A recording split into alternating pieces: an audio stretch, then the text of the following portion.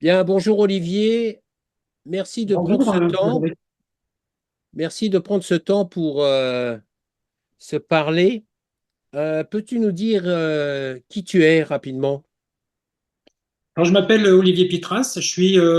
Mon parcours est vraiment navigation polaire, navigateur depuis très très longtemps et navigation polaire depuis déjà 33 ans. Donc j'ai fait beaucoup en Arctique parce qu'évidemment l'Arctique est un océan, donc c'est plus logique pour les régions polaires de naviguer en Arctique, même si l'Antarctique est superbe, hein. Et j'ai passé du temps en terre de feu Patagonie, 8 ans en Alaska. Maintenant ça fait 22 ans que je suis en Norvège. Euh, et, euh, et pendant 20 ans, j'ai fait des expéditions polaires à partir de la Norvège. Et maintenant, j'ai monté une base nautique il y a quelques années de kayak, de randonnée pédestre et de vélo, en fait, de cyclo. C'est pas vraiment du cyclotourisme parce qu'on part pas sur plusieurs jours, mais en tout cas, ça on fait du vélo, quoi. Et, euh, on a monté aussi, on a organisé un écolodge. Dans la même base, on est sur la base, c'est au bord de l'eau, c'est tout au nord de la Norvège, c'est un petit écrin de nature qui est vraiment sublime. Alors je dis ça parce que en fait, ça m'est arrivé de partir un an en expédition et passer parmi des endroits magnifiques, et au bout d'un an, en revenant à la maison, on disait waouh, c'est quand même vachement beau ici. Donc c'était quand même super sympa. Et, euh, et du coup, avec cet écologe, finalement, il s'appelle Botuset, c'est-à-dire la maison bateau. Il a les caractéristiques qu'avait mon grand voilier avec lequel j'ai fait des expéditions polaires. C'était une capacité d'accueil de 10 personnes avec 3 WC, 3 douches, etc. Et puis l'écologe, c'est à peu près ça. C'est 15, mais quand on a le staff, qu'on loge en bas, c'est 10 clients. Ça, c'est une jauge qui nous convient très très bien. Euh, et finalement, je fais exactement comme j'ai fait pendant des années à accueillir mes équipiers et mes équipières qui étaient des clients, hein, évidemment, hein, mais qui étaient des gens qui venaient pour naviguer, pour participer. Mais là, c'est pareil, les gens viennent et on fait l'aventure ensemble. Ils sont encadrés par des éducateurs sportifs professionnels. Ils vivent au lodge, donc c'est un bateau qui ne se déplace pas, mais l'ambiance reste la même. Et on a deux séjours principaux. C'est de l'itinérance en kayak, hein, c'est des kayaks à voile. C'est des trimarans qui sont superbes. On peut amener une grosse capacité de charge pour le matériel de camping. On part une semaine en autonomie et là, on fait un camp, on a une tente messe, etc. Et puis, on part se balader. C'est principalement et bien souvent sur des îles désertes, hein, parce qu'on a la chance d'être dans un petit archipel là qui est au cœur d'une région qui est moi, je trouvais époustouflante de beauté, c'est magnifique, c'est très sauvage. Euh, donc, on part une semaine en autonomie. Et on a aussi un séjour où là, les clients vivent dans le lodge tous les soirs. Et c'est sur la plage, il est vraiment sur la plage. Ben, j'y suis là en ce moment, hein, dans le lodge, là. Et, euh, et on fait du multi-activité, c'est-à-dire du kayak à voile, de la randonnée et du vélo. Et c'est surtout pour approcher la nature avec des angles différents. Parce qu'on arrive à pouvoir voir et profiter de cet environnement qui est entre fjord, mer et montagne, en fait. Et en prenant un kayak, en prenant un vélo, puis après en partant randonner à pied, on n'approche pas les mêmes espèces, bah, évidemment, on n'a pas les mêmes points de vue. Et ça permet de s'imprégner de s'imprégner de cette nature qui est super belle, qui est super, qui est quand même, qui peut être aride, enfin aride, qui est rude, même l'été, hein, parce que au cœur de l'été, on est quand même à 69 degrés 38 de latitude nord, donc 350 km au nord du cercle polaire. Donc ça peut être même au cœur de l'été, des fois ça peut être rude, mais bon, en même temps il gèle pas. Enfin c'est pas non plus, c'est pas une partie de galère, hein. Mais voilà, c'est quand même, ça reste l'aventure. Et moi cette nature forte, en fait, moi j'aime bien la nature forte parce que bon, ça me vient probablement de la voile et de la mer, hein, parce que dans ces éléments forts comme ça, en fait, on choisit rien. C'est la nature qui décide, la météo, c'est la nature qui va décider si elle va nous accueillir ou pas. Et moi, c'est ce chemin de réussir à se ménager un petit espace de confort et de plaisir et de bonheur dans une nature qui des fois pourrait être qualifiée comme hostile. Alors encore une fois, l'été, c'est pas hostile, hein. Mais l'hiver, oui, ça peut être. Même en partant en raquette l'hiver, à 2 km de la maison, on peut être dans des situations arctiques, quoi, évidemment, hein. Donc voilà, donc ça, c'est plutôt nos séjours se font l'été. Et, euh, et c'est sur une semaine, voilà. Et puis c'est vraiment une équipe quoi, de gens qui se connaissent pas obligatoirement, hein. Ça peut être, on accueille 10 personnes, c'est en chambre de deux, et voilà, c'est vraiment un échange, un partage. On a quand même une personne qui s'occupe de la cuisine, parce que des fois, quand on revient du sport, on est bien content de mettre les pieds sous la table, donc ça c'est le cas. Et puis après, les gens participent s'ils veulent aider à éplucher les légumes, et tout comme ça, voilà. C'est toujours participatif, comme un bateau.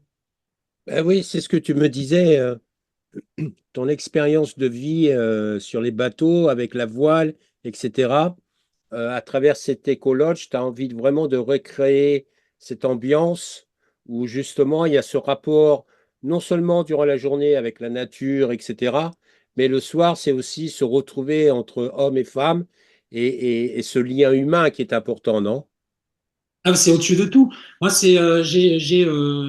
j'ai bâti ma vie. Alors, bon, évidemment, je ne sais pas comme ça quand j'avais 18 ans. C'est pas maintenant, j'ai 63 ans. Et donc, mais je me suis rendu compte que j'ai bâti ma vie autour d'aventures humaines. Et ça a été toujours quelque chose que j'ai mis en avant.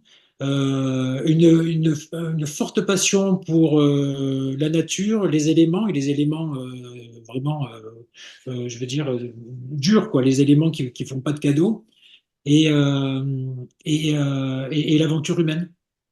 J'ai jamais eu, par exemple, comme projet de vie de finir le plus riche du cimetière, tu vois. Mais justement, c'est quoi les valeurs de 69 Nord? Eh ben, c'est l'authenticité, la loyauté, c'est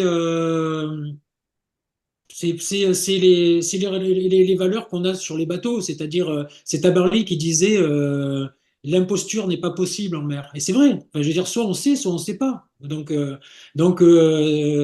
les gens, il y a des gens qui sont formidables dans les pince-fesses ou dans les cocktails, ils savent se mettre en avant et tout ça, mais malheureusement, il y a des gens évidemment qui sont formidables dans les cocktails et qui sont formidables dans leur capacité et dans leurs compétences professionnelles, mais il y a aussi des charlatans.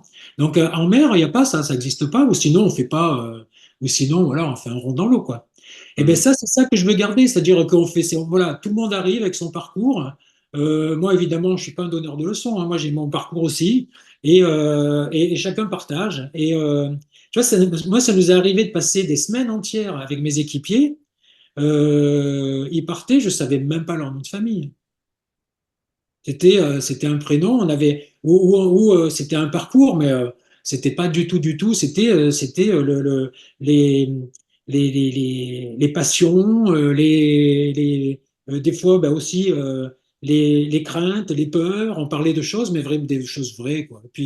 Et puis surtout dans un partage dans la nature qui rapproche en fait. Je crois que ça nous apprend beaucoup l'humilité. Mais en tout cas, moi, c'est ce que la mer m'a appris, Très bien. Euh, Dans les activités que tu proposes à 69 Nord, c'est une préparation mentale pour les sportifs. Tu peux nous en dire un peu plus?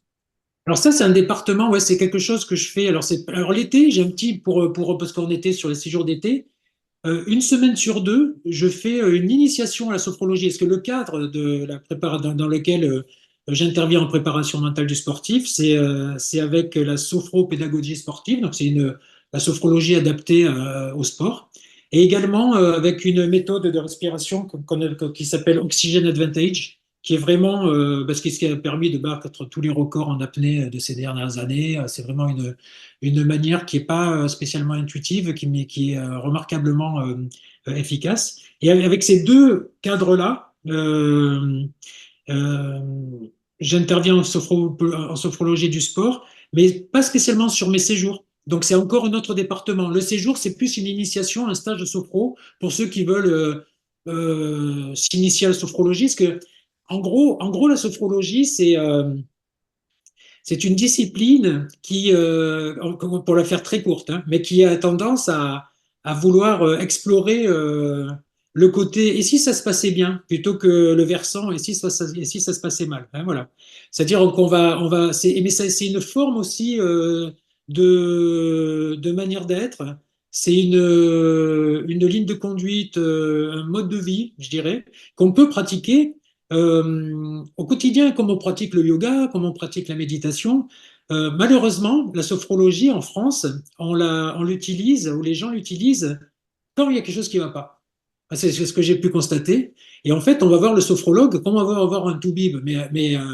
Mais c'est pas comme ça qu'il faudrait faire. Si on fait de la sophrologie au quotidien, eh ben, tout ce qui est fonctionnel, évidemment, parce que je suis pas en train de dire que ça va tout se régler quand on a une vraie maladie, quand on a un cancer, quand on a des vraies pathologies qui sont pas fonctionnelles, ben, voilà, évidemment, il faut se tourner vers le corps médical et évidemment.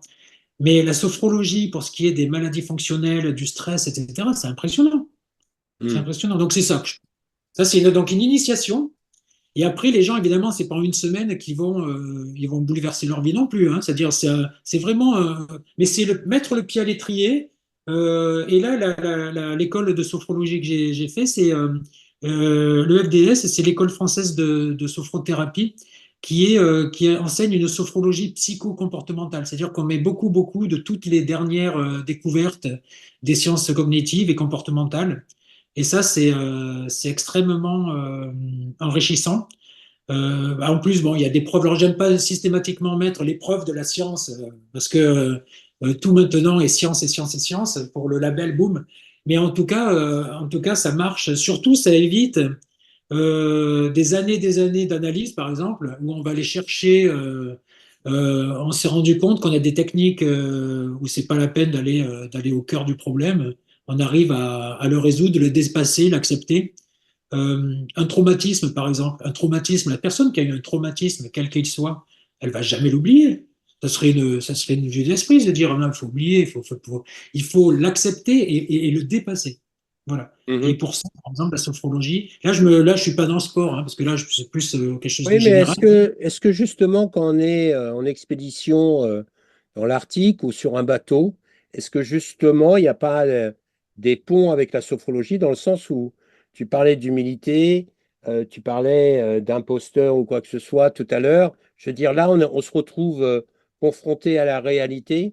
Moi, par exemple, je veux dire, en mer, j'ai très facilement le mal de mer, etc. Mais quand on est à plusieurs sur un bateau au milieu de l'océan, eh bien, on est obligé de passer au-delà de nos blocages. Et est-ce qu'il justement, il n'y a pas pardon, un lien avec ça? Ben, et ça a un lien avec ça, mais ça a un lien, la sophrologie a un lien de toute manière avec tous les sports en général, parce on part du corps, on va dire, quelqu'un de stressé, tu lui dis, mais c'est bon, ne stresse pas, tu peux lui dire 3000 fois, ça va rien changer, d'accord? Et là, en fait, on va se concentrer sur ce qui se passe dans le corps. Relaxation, analyse de voilà, est-ce que je sens, est-ce que j'ai une courbature, est-ce que je sens, je sais pas, des picotements. On se base sur le corps, la respiration, et en fait, enfin, en pratiquant, on se rend compte que avoir une respiration qui est un peu plus fonctionnelle, qui est avec le diaphragme, qui bon voilà, il y a tout un travail à faire sur la Mhm. respiration. Et on se rend compte que finalement, les problèmes qui étaient, ou les anxiétés, les stress, etc., qui étaient vraiment dominants, disparaissent petit à petit. Ça n'empêche pas, c'est quand même là, mais ça occupe pas l'esprit, ça occupe pas toute la journée. Donc c'est un peu ce que c'est là où on retrouve finalement une nature forte, le sport, c'est-à-dire on passe par le corps. Comme tu dis, bah, le mal de mer, par exemple, ben voilà, tu te le prends dans la gueule hein, quand t'es pas, tu vois, quand t'es malade, voilà, Mais après, bah, tu vas dépasser ça parce que le corps va s'habituer. Ça, c'est pas. Mais par contre, ben déjà, les gens qui respirent convenablement sont moins sujets au mal de mer. Je dis pas qu'ils l'ont pas, Mhm. mais ils arrivent à l'enrayer plus facilement. D'accord. Euh, donc voilà, donc moi c'est ça qui m'a plu parce que moi j'ai fait beaucoup de sport, je suis éducateur sportif et c'est ça qui me parle. Alors après c'est vrai que pour aider un jeune sportif à améliorer sa performance sportive, ben voilà moi ça me plaît aussi parce que euh, j'aime bien la compétition, mais la compétition sportive, tu vois, c'est-à-dire on se bat quand on est dans l'exercice de notre sport, et puis après, ben, on est dans la coopération, tu vois. Comme le C'est-à-dire, rugby, quoi. ouais, c'est ça. Moi, c'est ça que moi aussi, moi, là, ma définition du sport, c'est ça. On est les vrais chiffonniers, s'il faut, sur Ouais, il y a des le. vrais, mais derrière, il y a des vraies valeurs humaines, quoi. Ah oui, ouais, c'est ça, c'est ça. Hein. Dis-moi, j'ai une dernière question pour toi. Pour toi et 69 Nord, quels sont tes rêves? Alors, des rêves, j'en ai plein. J'en ai plein, mais c'est vrai que parce que je dis ça parce que j'ai encore une expédition polaire sur le feu, mais là malheureusement c'est trop tôt. De toute manière, si j'arrive à monter ce projet, ça se saura parce que ça va être médiatique. Mais pour l'instant, c'est trop. Faut que je prenne du temps à travailler. C'est pour ça que j'ai vendu mon bateau, que je vends mon bateau. Donc je le vends aussi pour faire ce projet qui me taraude depuis des années et des années. C'est en Arctique, c'est une grosse expédition. Voilà. Voilà. Donc ça, mes rêves sont en Arctique aussi. Euh, donc ça sera une expédition sponsorisée, donc du coup ça sera dans les médias si j'arrive à le monter. Et après le rêve, eh ben, c'est continuer, donc accompagner les sportifs, alors sportifs et sportifs de haut niveau, mais pas spécialement le haut niveau. Euh, euh, Accompagner les sportifs, je dis c'est souvent le haut niveau parce que c'est aussi un investissement, parce que c'est quand même aussi un métier, c'est-à-dire que mettre un budget sur un préparateur mental, il faut avoir les moyens aussi. Hein. Enfin, c'est pas non plus très cher, mais voilà quoi. Et donc c'est souvent plutôt le haut niveau ou des gens qui sont dans un circuit où ils ont un peu des aides, etc. Où ils ont simplement ils gagnent de l'argent avec leur sport. Et c'est aussi mener mes équipes comme je l'ai toujours fait, mais là à terre, bah, en gros l'été on était 8 à 9 personnes. En gros, 69 sorts, c'est de 5 à 13 personnes selon les expéditions, les moments. Voilà. C'est Quand ça tu dis le. les équipes, euh, on parle bien quand même des clients. On ne parle pas des équipes qui font fonctionner les colocs et les activités. Si, on parle des équipes qui font fonctionner. Oui, oui. Tu vois, dans les collèges, par exemple, on va avoir, sur les collèges, on va avoir un éducateur sportif dédié à l'écologe. On va avoir une personne à la cuisine, mais on a aussi un éducateur sportif qui va être dédié à l'itinérance en kayak. Et on va avoir deux personnes sur les locations et activités journée, tu vois. D'accord. L'été, là, cet été, on sera cinq.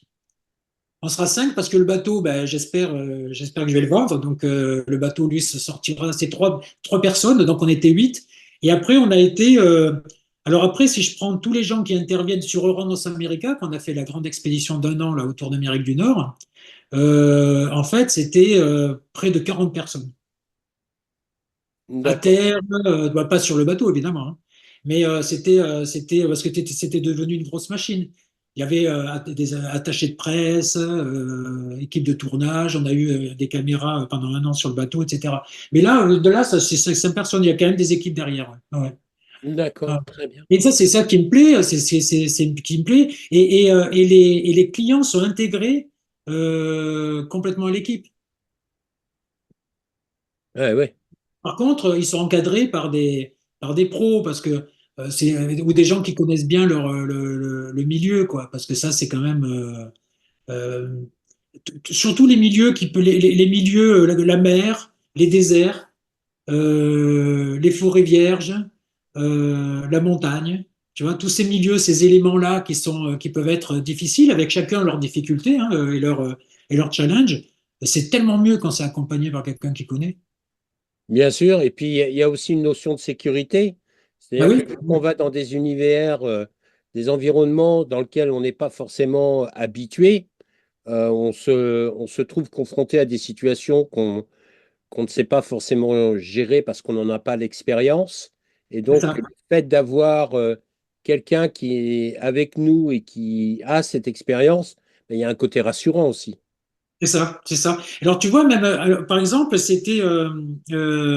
euh, moi, je savais pas, mais bon, on me l'a dit après, mais on a un expert en France qui est vraiment expert des expéditions polaires.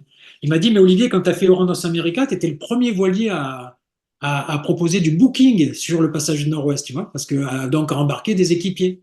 Et en fait, donc en fait, c'est venu, cette grande expédition, c'était une expédition environnementale. Je voulais tourner autour de l'Amérique du Nord pour un peu inciter, à l'époque c'était en 2008, pendant l'année polaire internationale, pour inciter les États-Unis à ratifier les accords de Kyoto. Et donc, j'avais pas envie du tout, du tout, du tout d'avoir de sponsor. Alors donc j'avais une expédition, j'avais un peu, j'avais évalué à peu près une expédition de 400 000 euros. Et à un moment donné, je me suis dit, mais Olivier, c'était un peu tordu quand même, parce que tu as 400 000 euros devant toi là, une expédition qui va coûter à peu près ça, et tu veux pas de sponsor. Alors comment on fait? Alors je me suis gratté la tête pendant une semaine, hein. Et puis d'un coup, pendant même ouais, un peu plus 15 jours comme ça, puis d'un coup, je me suis dit, mais après tout, mes équipiers, c'est des équipiers, c'est mes clients. Je les amène au Spitzberg, je les amène au Groenlandais, je les amène. Et pourquoi je les amènerais pas sur le passage du Nord-Ouest? Et j'ai fait une brochure, j'étais un an avant le départ, j'ai fait une brochure. On était pendant la saison mer montagne. Ça s'appelait Un billet pour la planète. Et les gens, ils prenaient, et j'ai coupé l'expédition en 21 étapes qui étaient compatibles avec les vacances de chacun. Tu vois? Donc les gens, ils donnaient pas d'argent. Ils donnaient de l'argent, mais ils avaient un retour. Mais par contre, je voulais des équipiers. Et c'est comme ça qu'il y a des équipiers amateurs, quoi. Et pourquoi le passage du Nord-Ouest aurait été le privilège de professionnels? Enfin, je dirais, pas besoin d'être professionnel. Ou comme on disait, moi je suis pro, j'ai fait mes armes largement dans la glace. La preuve que la première fois que je suis monté au Swissberg, que j'ai pris des clients, les gens me disaient, tu connais le Swissberg? Alors je leur dis, ah, pas du tout. Alors là, au début, bon, oui, tu vois, oui, là où c'est qu'on est en vue. Mais j'avais passé 8 ans en Alaska, j'avais fait un passage du Nord-Ouest déjà, tu vois. J'avais passé 2 ans et demi en terre de feu Patagonie, donc j'étais justement, voilà, je pouvais leur dire, non, c'est bon, je connais pas le coin, mais ça va aller, tu vois. Eh ben non, Ouais. donc Randos America, ça a été ça. J'ai envoyé ma petite brochure, à l'époque on faisait encore des brochures papier, à mes clients. Attends, 3 semaines après, j'étais complet. C'est-à-dire qu'un an avant l'expédition, alors j'étais pas complet partout parce que j'étais surtout identifié, c'était passage du Nord-Ouest, toute la partie de Tromsø jusqu'à Vancouver, c'était complet. Et après, bah, il m'en restait un peu, mais ça s'est rempli dans l'année qui a suivi, quoi. Donc en fait, voilà. Donc tu vois les valeurs aussi, c'est-à-dire c'est des valeurs humaines ben, pour ceux qui sont curieux, sur le site, il y a encore l'archive de cette expédition. Et on voit, enfin, il y a tous les noms de tous les participants, mais c'était devenu une grosse machine. Et c'est des équipiers qui ont payé l'expédition, en fait. Ah, Mais super. en même temps, ils ont payé. Alors moi, c'était associatif, hein, j'ai une association. Donc moi, je m'étais assis sur mon salaire, voilà, j'avais des trucs, j'avais fait. Bon, il fallait que je serre un peu pour que ça rentre dans l'enveloppe, et c'est rentré dans l'enveloppe. En même temps, si tu préfères, moi euh, j'étais avec ma compagne, j'ai travaillé, etc. Mais mon fils était enfin, élevé, j'allais dire, tu vois, oui, grand déjà. Donc tout allait bien, hein. Donc j'ai vécu à bord, donc j'avais pas besoin d'un salaire en fait. Ben, super. Écoute, C'était merci. Merci beaucoup pour cet échange très riche. bah, c'était Euh, beaucoup, merci. C'était cool.